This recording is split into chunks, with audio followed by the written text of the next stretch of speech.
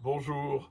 Alors à propos de la vidéo de hier sur l'unité entre ma carcasse, on va dire, et le monde, c'est d'arrêter de distinguer entre mon monde et le monde. Je vous ai fait sentir, j'espère, que le visuel, l'auditif, le sensoriel, même la chaleur, vous voyez, je sens là la chaleur du soleil. En fait, mon monde, il va jusqu'au soleil, quoi. Euh, et donc, par cette prise de conscience, vous arrivez à sentir que vous êtes beaucoup plus vaste que simplement une enveloppe limitée qui est ici. Ça m'a fait penser à une citation de Maître Eckhart qui est magnifique et que je vous dis. Alors, il faut évidemment la remettre en contexte pour Maître Eckhart. Ce qu'il appelle Dieu, c'est la conscience infinie dont une partie ou une émanation est ma conscience individuelle qu'il appelle l'âme.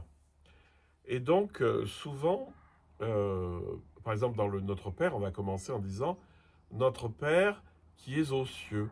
Et alors évidemment, ce n'est pas le ciel physique, c'est juste que le ciel est tellement vaste qu'il nous fait prendre conscience de la vastitude de la conscience infinie qui est à la source du monde. Et il va dire quelque chose comme ça, Eckhart, il va dire mon âme vient du ciel de l'âme qui est Dieu. Donc ça, c'est quand même très très beau. C'est-à-dire que ma conscience individuelle vient de la grande conscience, elle est en moi, mais mon âme vient du ciel, c'est-à-dire elle émane de cette immense conscience qui m'entoure.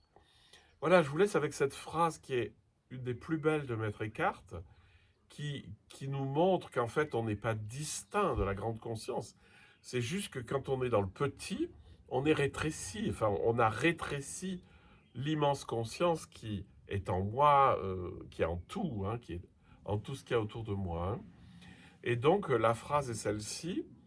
L'âme vient du ciel de l'âme qui est Dieu.